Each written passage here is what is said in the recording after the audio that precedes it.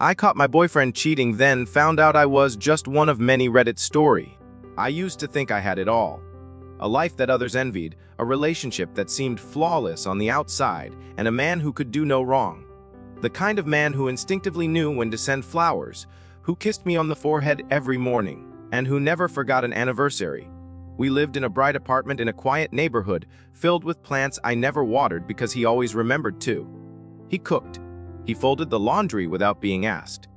He made it all look effortless, and I loved him. No, worshipped him for being the stability I never had growing up. But perfect is a dangerous word. It's seductive, masking cracks that run deep beneath the surface. And sometimes, it takes the smallest tremor to make the entire structure collapse. It started with a ring. Not the kind that comes in a velvet box, though I'd been waiting for that too. No, this was the sharp, synthetic ping of his phone, echoing through our living room as I folded the last of the laundry he usually handled. I wasn't looking for anything. I had no reason to distrust him. But the message preview lit up, and with it, a crack I didn't know existed split open. It read, "Last night was incredible. Can't stop thinking about you." No name, just those 12 words glowing innocently on his lock screen. My first instinct wasn't rage. It was confusion. Denial. Surely there had to be a mistake. A wrong number. A joke. My hands trembled as I stared, as if the letters might rearrange themselves into something less incriminating. They didn't. He came in a minute later, smiling, holding a glass of red wine for me like he always did on Thursdays, the night we watched crime documentaries together and joked about how we'd never survive as criminals because we were both too soft-hearted. I stared at the wine, then at him. I said nothing. Not that night. I accepted the glass, forced a smile, and tucked the message away into the back of my mind like a puzzle piece that didn't yet fit the picture I knew. But once you start to look, you can't stop seeing. The next day, I checked our phone bill. Something I never did, because again, why would I? But now every call, every number, every timestamp became a clue. One number stood out, repeated late-night calls, all short, all made when I was asleep or away visiting my sister. I copied it down. Then I waited. 3 days later, while he was in the shower, I opened his phone. I had never done it before. It felt like breaking a sacred oath. But betrayal has a scent, and once it clings to you, it doesn't let go. The phone wasn't locked. He trusted me. That hurt more than I expected. There they were, texts, dozens of them. Some mundane, some flirtatious, some explicit. The name was saved as Isla a work. But this Ella didn't talk about deadlines or spreadsheets. She called him baby, told him she missed his mouth, and once, chillingly, Rauda. Does she suspect anything? I scrolled until I couldn't anymore, until the nausea overtook me and I rushed to the bathroom to vomit silently while he hummed in the shower a room away. I didn't confront him. Not right away. I wanted more, needed more. The part of me that still loved him wasn't ready to let go without understanding. Why? How long? Was it something I did or didn't do? And so I began the quiet unraveling of my own life. I took screenshots, forwarded emails to myself, copied messages, and stored everything in a secret folder named Receipts. It felt surreal. Me who never kept secrets, now hiding digital evidence like a detective in my own home. The irony of it all, he was the one who used to call me his truth. Now I felt like a lie. I started noticing things I'd brushed off before. The way he always kept his phone face down. How he suddenly needed to work late more often. The new kalong I hadn't bought him. The gym membership he never used suddenly becoming a daily ritual. I followed him once. Not proud of it, but I did. Watched him from my parked car as he exited the gym, dressed more for a date than a workout. He walked 2 blocks and met her. Ella. Blonde, leggy, too young to rent a car, probably. She wore a crimson dress and leaned into him like she belonged there. They kissed. Openly. Not the stolen, guilt-ridden peck of someone having an affair. This was possessive. Confident. Like she thought he was hers. I took pictures. Not sure why. Maybe to prove to myself I wasn't going insane. Maybe to remind myself that this wasn't a dream I could wake from. That night, I laid beside him in bed and listened to him snore, wondering how many times I'd made love to a man who was somewhere else entirely. My friends would say I should have screamed, thrown his stuff out the window, keyed his car. But I didn't. I smiled. I cooked dinner. I laughed at his jokes. I played the part. Because I needed to know how deep this betrayal ran before I could decide what to do. And in the meantime, I wanted him to think everything was fine. That I was still blind, still trusting. I began gathering more than messages, bank statements, hotel charges, Lyft receipts. Every sliver of betrayal I documented. He was meticulous, but not perfect. Nobody ever is. I found a hidden email account. I traced a second key to a downtown apartment. I even followed them once more, this time to a gallery opening. They looked like a couple, like we used to. Her arm looped through his. He laughed with her the way he hadn't laughed with me in months. It wasn't just sex. That was the hardest part to swallow. Weeks passed. The evidence mounted. My heart slowly calcified. And still I stayed, smiled. Waited. Until one day I didn't. It was a Sunday morning when I finally cracked. I was slicing peaches for breakfast, and he walked in, kissed me on the cheek, and said he was going for a run. I looked at his shoes. Not a speck of dirt. His gym bag already in the car. I knew he wouldn't be running anywhere. My hands didn't shake this time. I finished slicing the fruit, plated it carefully, and sat at the table as he left. Then I picked up my phone, opened the folder labeled Receipts, and sent everything. To myself, to a cloud backup, and finally to Ella. I didn't write a message. I wanted the silence to speak louder than any words ever could. Let her read it. Let her see it all. The kisses. The dates. The ones where I still existed. I wanted her to know that she wasn't special. She wasn't the only one, because what he did to me, he would do to her too. People like him don't change. They just change targets. I packed a bag. Just one. No drama. No screaming. No tears. I left a note that simply said, I know everything.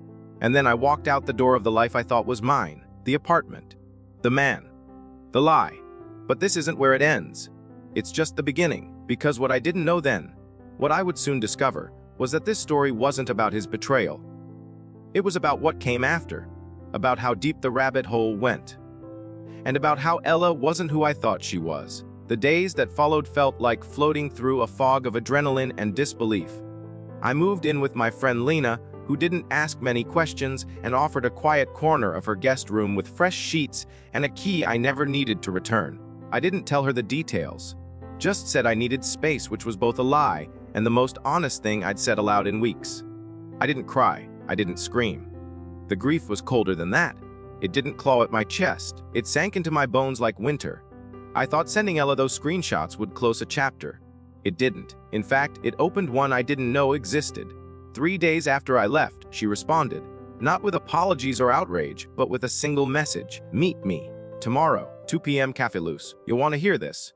No context. No threats. Just that. I stared at it for hours. Part of me wanted to delete it and pretend she didn't exist. But curiosity is a parasite. It nests inside your mind and feeds until you surrender. And I had to know. So, the next day I put on the kind of outfit you wear when you're unsure if you're going to war or a funeral, all black. No makeup, hair tied back like armor.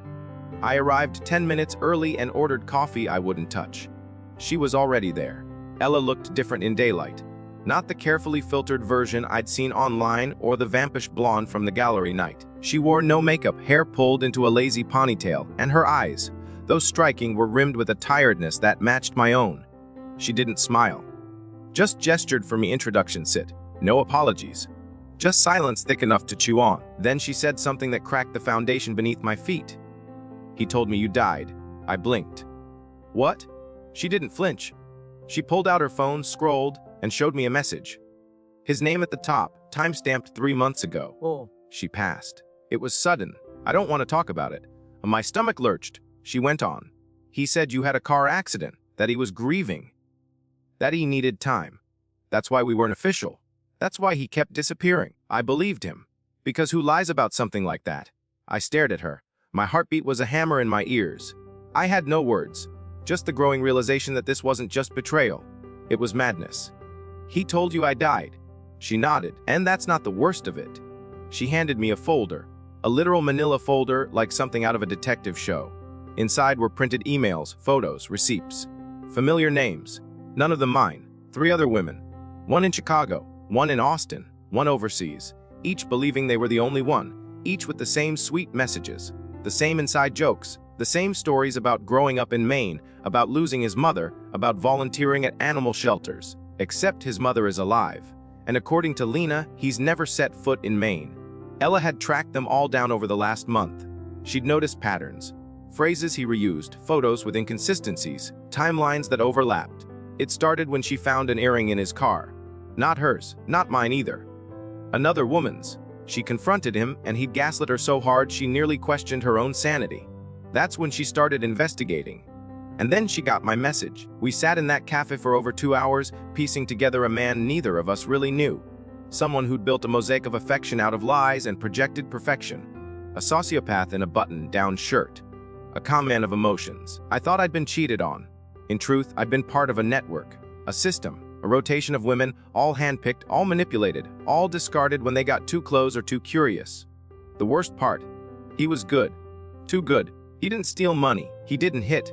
He didn't leave bruises. Just confusion. And the feeling that you were never quite enough. He built mirrors around us so we'd see only what he wanted us to see. And when the reflection cracked, he slipped away like smoke. Ella wanted revenge. She didn't say it outright, but I saw it in her posture, the way she tapped her fingers, the cold, calculated calm in her eyes. "We have the evidence," she said. "We could ruin him." And part of me wanted that. Desperately. To light a fire under his carefully curated life and watch it burn. To let every woman know. To make him answer for what he did. But the other part of me hesitated. Because I realized something. This wasn't just about him. This was about us. About why we stayed. About why we ignored the red flags. About the holes in us that made his attention feel like air after drowning. We agreed on one thing. Silence wasn't an option. Over the next 2 weeks, we reached out to the other women. Carefully, respectfully. Each call was its own horror movie. One cried, "Hump." One whispered, "I knew it," and then thanked us. Together we built a timeline. A shared calendar of deceit. We found photos taken in different cities on the same weekend. Texts sent within minutes to different women. He wasn't sloppy. He was efficient. Like a man who'd done this before and never been caught. I kept thinking about the little things. How he used to kiss the back of my hand when he brought me tea. How he once cried watching a dog rescue video. How he'd hold me like I was the only thing tethering him to this world. And now, I questioned all of it. Was any of it real? Was I just another character in his performance? Then came the final piece. One of the women, Rebecca, the one overseas, sent us a screenshot. A message from him dated last year. "You're the only one who truly gets me. I've never felt this way before. Everyone else was a mistake." He used the same line on all of us. That night I couldn't sleep. I opened a blank document and started typing. Not a letter to him. Not a manifesto. A story. My story. Every detail. Every discovery. Every moment I doubted myself and gaslit myself into believing he was the good guy. I posted it anonymously on a blog forum. Not to shame him, but to remind myself I wasn't alone. That I wasn't crazy. That sometimes the villain doesn't wear a black cape. They wear your favorite hoodie and bring you soup when you're sick. The post exploded.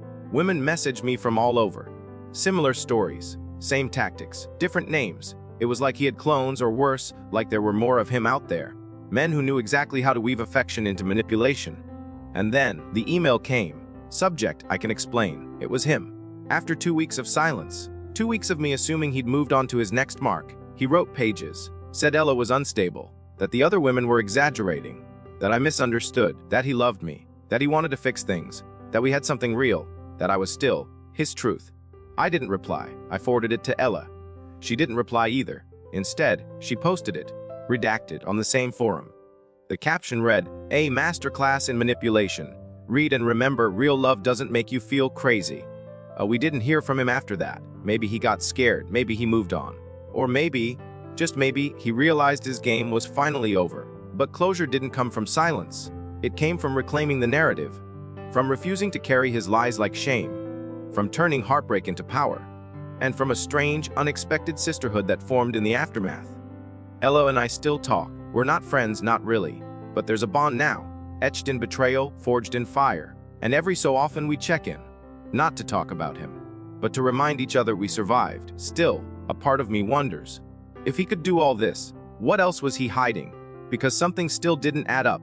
One small detail I'd overlooked.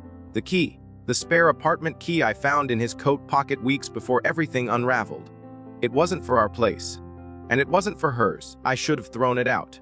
The key. I should have melted it down, buried it in a garden I'd never returned to, or tossed it into the sea like some poetic closure. But instead, I kept it. Tucked into the small zippered pocket of a handbag I rarely used. Something about its weight felt unfinished. Like a sentence without punctuation. And it haunted me, humming with unspoken truths. I didn't tell Ella. Didn't tell Lena. I needed this one thing to be mine. One thread I could pull without the chorus of concerned voices. One secret that belonged to me. because for so long, every part of my life had been someone else's fiction. It was silver, smooth, no tag. But I remembered where I'd found it, buried deep in the lining of his peacoat, the one he wore when it got too cold to pretend he wasn't avoiding me. I hadn't known then what it meant, just assumed it was a backup to our apartment. But it didn't fit. I tried it once, after I left, in a moment of irrational desperation. Stood outside our old door with the key in my palm, thinking maybe it would unlock something that could be fixed. It didn't. I never asked why he had it. Never got the chance. Weeks passed, the firestorm online faded, the messages slowed, women moved on, quietly stitching themselves back together. Even Ella had softened. She'd met someone new. Not in a fairy tale kind of way. More like a human way, with caution and shadowed smiles. We both tried to heal in the awkward, uneven rhythm that follows trauma. But I couldn't shake the feeling that something was missing, that the story wasn't over. So I followed the key.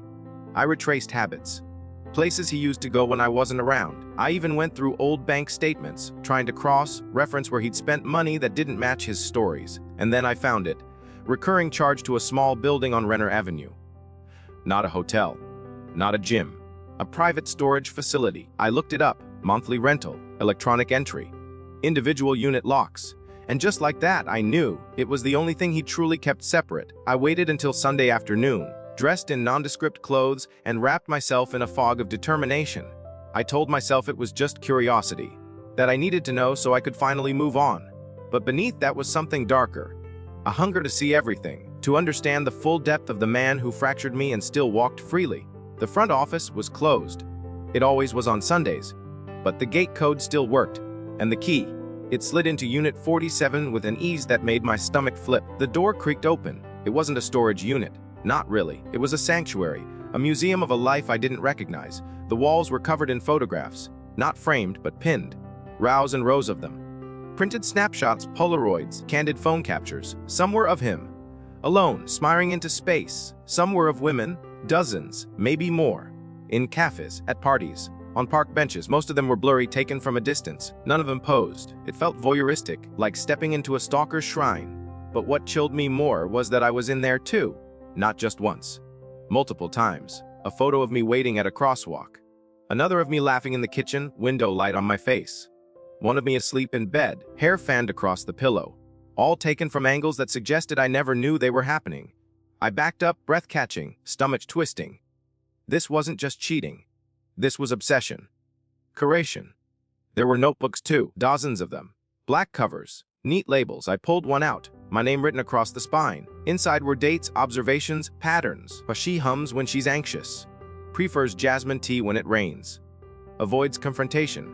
Redirects with humor. Pages and pages. Not just facts, strategies. I get close. How to win me. Like I was a game to be beaten, like all of us were. The other notebooks had other names. Some I recognized. Some I didn't, but each one read like a manual, a psychological profile with footnotes. I flipped to a random page in Ella's notebook. Fears abandonment, reinforce loyalty with exclusivity, delay commitment to control. He was mapping us, not loving us, controlling us, a puppeteer with silk strings and a smile too perfect to question. I sat down, right there on the concrete floor. It was too much, too dense. My mind couldn't process all of it at once. It was like finding out you were part of an experiment. Not the subject, but the lab rat. But then something shifted. In the far corner of the unit was a lockbox. Wooden. Old. It different from everything else. It was the only thing in the room not neatly labeled. The only thing that didn't match the sterile, calculated order. My hands moved on their own, prying it open. It wasn't locked, just heavy. Inside were letters, hundreds of them, written by hand, folded, some stained, some torn, some with dates, some with names. But one stack was different. It was tied with a red string, and on the top was a card addressed to E. My heart jumped. I wasn't Ella. He'd never called me that. But it didn't stand for her either. I untied it carefully. The letters were strange, desperate, repetitive. I'm sorry I failed you. I should have been enough. They'll never be you. I see you in every face. I'm trying to find you again. And the signature D. They weren't to Ella. Or me. Or any of the other women. They were to someone we didn't know, a ghost, a phantom, and suddenly it clicked. There was someone before us, before all of us, a woman he couldn't replace. I started digging, online through public records, social media deep dives. It took 2 days and the memory of a photo I'd seen in the unit tucked behind a box, a woman with auburn hair, green eyes, holding hands with him in front of a lake. She was younger, radiant, real. Her name was Elise Davenport. She died 5 years ago. Car accident, reported by local news. Obituary full of sorrow. She'd been his fiancée. I found an old engagement announcement. Smiling faces. The same man who told me he couldn't imagine life without me had once promised forever to her. And suddenly, everything made sense. He wasn't just a cheater. He was chasing a ghost, recreating her, piece by piece, in every woman he met, observing, tweaking, manipulating, trying to resurrect what he lost by molding new women into her shape. We weren't individuals to him. We were echoes. Ella wasn't E, I wasn't E. None of us ever could be. The notebooks, the photos, the behaviors. Everything was a formula. A desperate attempt to rewrite a past that couldn't be undone. And now I was holding the final proof. That night, I sat with Lena and told her everything. For the first time. No edits. No filters. Just she listened. Cried. Hugged me like I was made of glass. And then she said, "You have to expose him." I nodded. Not out of revenge, not anymore. But because I finally understood the full story. Because other women deserved to know. Because he wouldn't stop until someone made him. The blog post I published this time wasn't anonymous. I included names, timelines, photos, letters. Enough truth to fracture the mask he wore. I didn't write with bitterness. I wrote with clarity. And at the very end, I wrote this. I used to think I wasn't enough. That something in me was broken. But I was never the broken one. I was just a placeholder in someone else's tragedy. And now, I choose to write my own ending. The post went viral again. But this time, it wasn't just women who wrote back. It was his brother. And what he told me changed everything I thought I knew. His brother's name was Mark, and his message arrived 3 days after the post exploded. Unlike the waves of support, sorrow, and shared pain that flooded the comment section in my inbox, his email didn't open with sympathy or anger.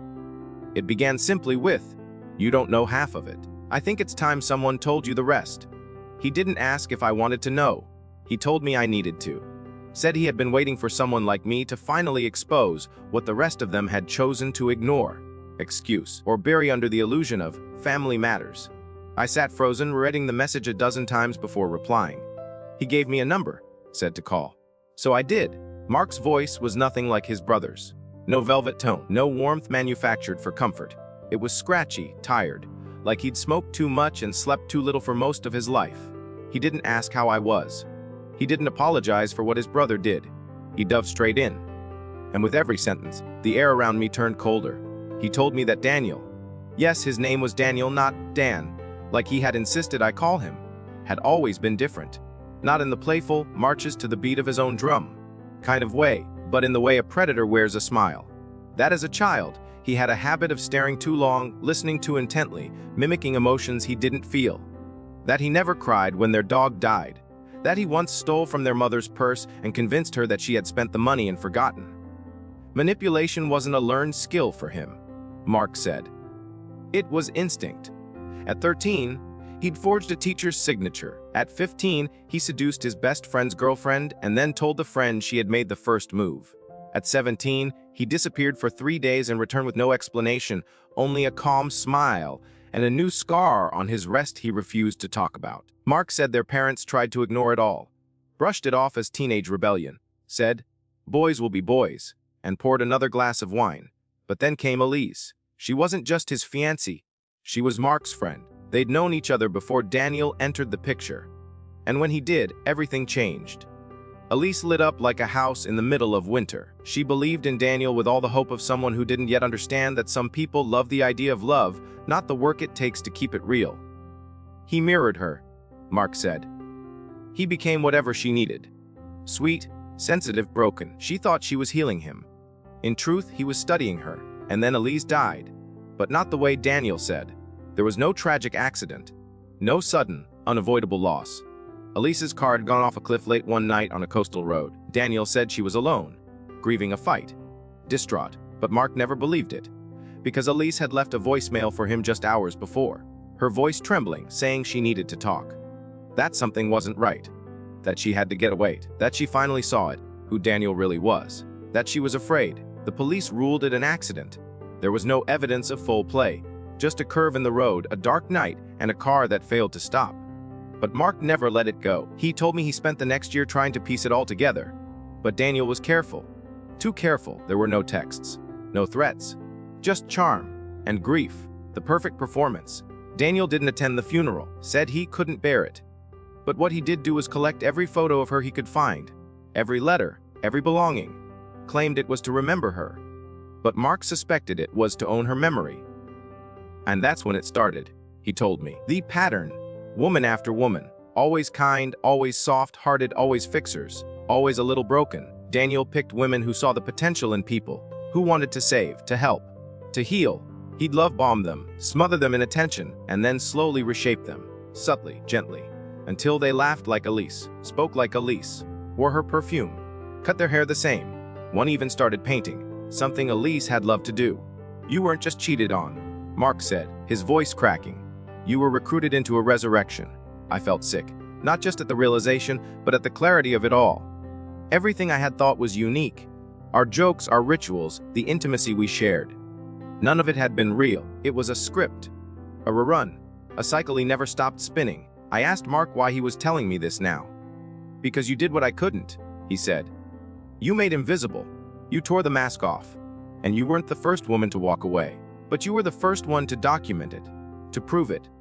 He said he'd sent my blog post to their parents, to other women he suspected. He said some didn't believe him, some did, but it didn't matter anymore, because now the lie had cracks, and Daniel would know it.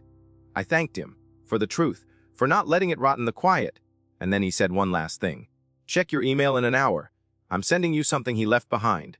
He hung up. Exactly 61 minutes later, it arrived, a folder files, scans of handwritten notes, one voice memo, and a video. I opened the video last. It was dated 2 years ago, grainy footage as if shot on an old phone. Daniel sat in a chair facing the camera. He looked it off. Not broken, not manic. His eyes dull, his face still. I thought I could build her again, he said, piece by piece, behavior by behavior, voice, skin, words. But none of them are her. None of them get it right. He looked up, directly into the lens, into me. I thought maybe the next one would be closer.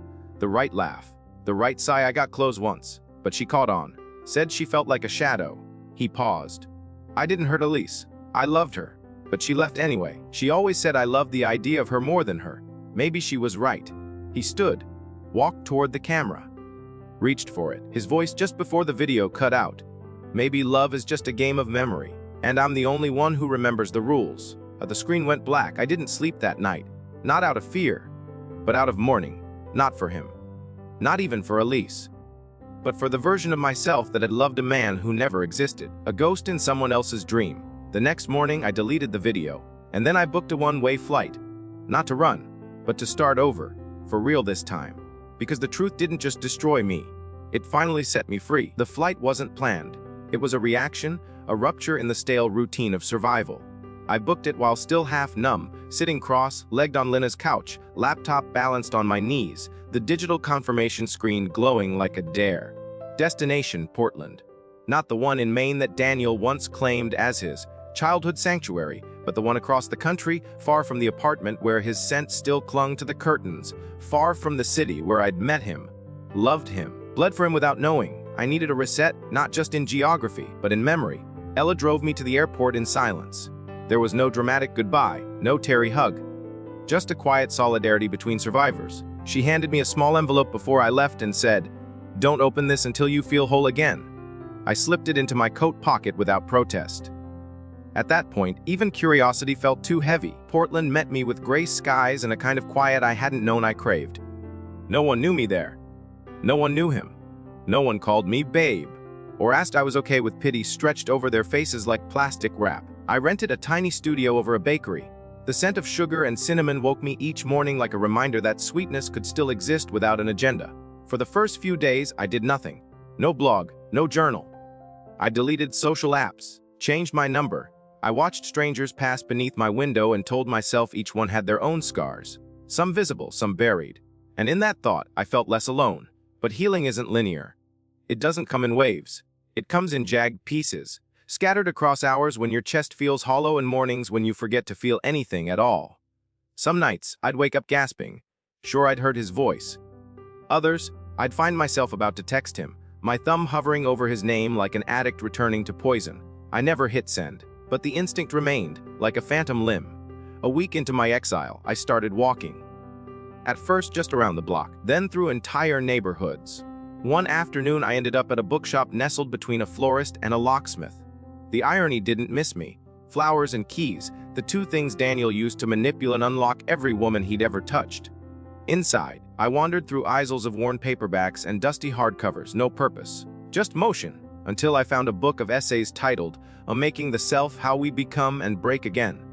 I bought it, took it home, devoured it in one sitting. One line lodged itself in me like a seed. We are not defined by the love that breaks us, but by what we choose to build from the wreckage. I read it 10 times. Then I opened my laptop, and I started writing again. But this time, it wasn't about Daniel. It wasn't even about Elise. It was about me. About the small ways women lose themselves in the pursuit of being loved. About how easily we conflate attention with affection, obsession with intensity, routine with safety. I wrote about the age of trusting someone who sees you as a mirror, not a person. Who polishes you until you reflect what they want, not what you are. The post wasn't long. Barely 1,000 words. But it felt like breathing after being underwater. I published it anonymously. No names, no specifics, just truth. Within hours, it spread. Messages trickled in, then poured. Not just from women. Men too. People who'd survived narcissists, manipulators, even cults. They didn't want advice. They just wanted to be seen. To say, Mem too, without shame. For the first time, I realized that maybe what had happened to me wasn't rare, just rarely spoken aloud. I kept writing. Each week, a new piece, each one peeling back another layer of what it meant to rebuild. I called the blog Ghosts in the Mirror. And without meaning to, I built a community. People started sharing their own stories. Some raw, some poetic, some so familiar it made my skin crawl. I responded to as many as I could, not as an expert, just as someone who knew what it felt like to be erased, and what it took to write yourself back into the world. And slowly, the nightmares faded. The impulse to search for his face in crowds dimmed. The bruise on my self-worth began to recede. Then one morning, I remembered the envelope. It was still in the coat pocket, soft at the corners from weeks of movement. No name on the front, just the sealed edge, waiting. I opened it. Inside was a photograph. A candid shot of me and Ella sitting in the kai, laughing. Truly laughing. For the first time after it all broke. I didn't know anyone had taken it. Behind it was a note, in her looping handwriting. Proof that joy returns, even after the most calculated lies. Hold on to that. I stared at the photo for a long time. Then I pinned it to the wall above my desk. Another 2 weeks passed. The blog gained traction. An online magazine reached out for a feature. A podcast wanted me to speak. I said no to both. Not yet. I wasn't ready to become the face of survival. But the requests reminded me I wasn't invisible anymore. And then the unexpected happened. A package arrived, no return address, just my new name, the one I used for deliveries, and my apartment number. Inside, a plain black notebook, identical to the ones from Daniel's storage unit. My breath caught. I opened it. Every page was blank, except the last one. Written in the same handwriting I'd memorized. His was a single line. Erase me if you can't. No, new signa threats. Just those 5 words. My hands shook. For the first time in weeks, panic bloomed. He knew where I was, had found me. I locked the door, checked the windows, called Mark. He answered immediately. I told him everything. He went silent. Then he said, he's never done that before. He's escalating. I felt cold. What do I do? Mark's voice was steady. You expose him fully. Take the gloves off, burn the mask. I hesitated. I thought I already did. You told your story, he said. But now tell his. The next day I drafted a new post. No metaphors, no anonymity, no shield. I named him, I laid out the timeline, the manipulation, the fake identities, the multiple women, the shrine, the notebooks, the letters to Elise, the possible role he played in her death. I included scans of the evidence. I referenced police reports. I even attached the anonymous video he once recorded, the one Mark had given me, voiced by a man who could no longer pretend he was sane. I hit publish. And then I waited. It didn't take long. Media picked it up. Headlamentaries, podcasts, threads unraveling Daniel's life, his jobs, his lies. Exes came forward, people from his past. Former coworkers, even a therapist who hinted she'd once seen him under a false name and feared him ever since. The final blow came from an unexpected place. Elise's mother. She emailed me. She said she always suspected something wasn't right. That Elise had called her the day before the crash. That she regretted not going to the police. She thanked me for giving her daughter back, at least in memory. She said that because of me, Elise would no longer be remembered as a tragic footnote, but as the origin of truth. That night I slept without waking once. I still don't know where Daniel is. Maybe hiding, maybe watching, maybe hunting for his next Elise. But now, when he searches my name, he won't see a girl who loved him. He'll see a woman who destroyed him with the one thing he never thought I had, the truth. ChatGPT said Tedala. My perfect life was a lie until I read his messages, a final part. There's a moment in every survival story, quiet and almost imperceptible, when you realize you're no longer simply surviving. You're living, not in the performative sense we post online, not in the carefully curated reels or filtered sunsets. I mean truly living in the bare-boned, soul-stitched way that doesn't need to be seen to exist. I felt it one rainy Thursday morning in Portland, 2 months after I exposed Daniel to the world. The sky was gray, my coffee was cold, and I realized I hadn't thought about him at all that morning.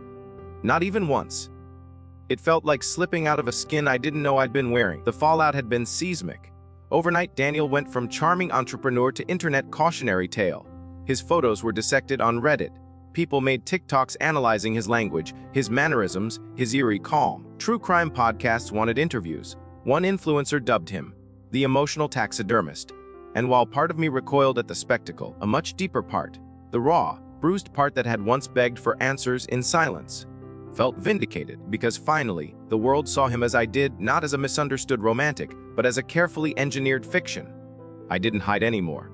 My name was now tied to his. Not as a victim, but as a whistleblower, a woman who turned her own heartbreak into a weapon. I began speaking publicly, not for attention but for prevention. Schools, workshops, virtual panels. I told the story not as entertainment, but as anatomy. How manipulation works, how it sounds like love, how it feels like safety, until it doesn't. And then life, real, beautiful, ordinary life, began to return in pieces. Lena flew out to visit. We drank wine in a dim, lit jazz bar, laughed too loudly, and she told me I looked permanently post-apocalyptic in the best way. I knew what she meant. My edges were harder. My smile was slower. But there was peace in that. Like I had finally earned the right to live without constantly scanning the room for the man behind the curtain. Ella sent postcards. Always unsigned, always from random towns she passed through on her freelance photography trips. Each one carried a line from a book or a song. My favorite read, "Some ghosts don't haunt, they guard." I kept it pinned to my fridge with a magnet shaped like a black key. And then a letter arrived. Not an email, not a DM, a real letter, handwritten. No return address, just my name careful and deliberate across the envelope. My breath caught. I almost didn't open it. But I did. Inside, a single page. There are versions of myself I've had to kill. You were one of them. I hope you understand that this was never about you. None of you were real to me. Not until you became a threat. You win, I'll disappear now. Just remember you made me visible. And now others will see. No signature. No signature. No apology. Just an ending. Or so I thought. I kept the letter. Not out of sentiment, but as a reminder even silence speaks when it comes from a man who only ever dealt in illusion. But a month later, I received an encrypted message through the contact form on my blog. Anonymous. Untraceable. Short. Only this. You missed one. Look under the floorboard. At first I dismissed it as trolling. The blog had drawn all kinds of attention. Supporters, skeptics, even those who sympathized with Daniel's twisted narrative. But the phrasing, it felt familiar, too precise, too calculated. It haunted me. I couldn't ignore it. I flew back, one-way ticket, straight to the city I swore I'd never set foot in again. I didn't tell anyone, not Ella, not Lena. I just packed a backpack and returned to the storage unit on Renner Avenue. The manager hesitated, but I still had the key. I claimed I was cleaning it out. He waved me in. The space hadn't been touched. Not since I'd left it open and walked away. Stillness coated the room like dust. The photos were gone. Mark must have cleared them, but the notebooks remained. The lockbox was still tucked in the corner. And then I noticed it. The floorboard just beneath the corner shelf. Different grain, slightly warped. My pulse thundered in my throat. I knelt, dug my fingers under the edge. It lifted, and inside, a compartment. Small, perfectly carved. I reached in and pulled out a flat black envelope. Inside, a flash drive. No label. Just cold plastic. Back in my hotel, I hesitated before plugging it into the laptop. Every nerve in my body screamed caution, but I needed to know, needed to finish what I started. It contained only one folder. Lee's project. Inside of folders named with dates, spreadsheets, psychological profiles, audio recordings, surveillance photos, transcripts of conversations, voice memos of Daniel talking to himself, rehearsing lines, emails written but never sent, And at the center of it all, one video, longer than the rest, labeled Final Cycle. I opened it. The screen flickered to life. Daniel sat in a chair, older, more gaunt, same emotionless eyes, but this time his voice shook. I tried to make her perfect. Over and over. I thought I could get the formula right, she'd come back. Elise, you were the only one who ever saw me. He looked up directly into the lens. So I see you, too. All of you. And I'm sorry. Not because I hurt you, but because I failed. He stood up. The camera panned to a wall behind him. Photos, maps, notes, arrows, dozens of names. Some I recognized, I didn't. Ella's mine, Elise's, and then a new name. Claire Atwood, 17X iteration. My stomach dropped. She was young, barely a woman, and she was next. The file included her photo, a school ID, her social media handle. She looked so innocent, so full of light, the perfect blank canvas for a man like Daniel. I copied everything. I didn't sleep. The next morning I drove straight to the police. This time I had more than a blog post. I'd evidence it took weeks. Investigations. Interviews. The digital trail he'd left behind in arrogance. The drive was enough to reopen the file on Elise. Enough to issue a warrant. Enough to locate Claire and intervene before Daniel could get close. He was found in a small town in Arizona. He'd been using another name, another story, another plan. He didn't resist arrest. He never said a word. When the trial began, I didn't attend. I watched from afar, read the coverage, followed the updates. Victims came forward, so many more than I ever knew. Women who'd manipulated, groomed, used, discarded. The courtroom became a mosaic of testimony. The mask he'd worn for years finally shattered. He was convicted. Multiple charges: fraud, stalking, identity theft, evidence tampering. No murder conviction. There was no proof beyond reasonable doubt. But everyone knew. We all knew. I thought that would be the end. But healing doesn't have an end. It just becomes quieter and stronger. A year later, I stood at a podium in a small auditorium in Portland. The event was called Reclaiming the Narrative, a conference for survivors of emotional abuse. Not the headline kind, the quiet kind, the invisible kind. I looked out at the crowd. Dozens of faces, some tearful, some brave, all holding stories, and I told mine. Not the story of Daniel, not the lies, but the rebirth, how I rebuilt, how I unlearned the self I became for someone else, how I stopped mistaking control for passion, how I wrote myself back into the world, one word at a time. And when I finished, someone asked me, "What would you say to him if you had 5 seconds?" I paused, smiled, then said, "Thank you for underestimating me." Because monsters never expect their ghost to speak. But I did. And now I never stop. Enjoyed the video? Give it a thumbs up, subscribe to the channel, and tap the bell so you never miss an update.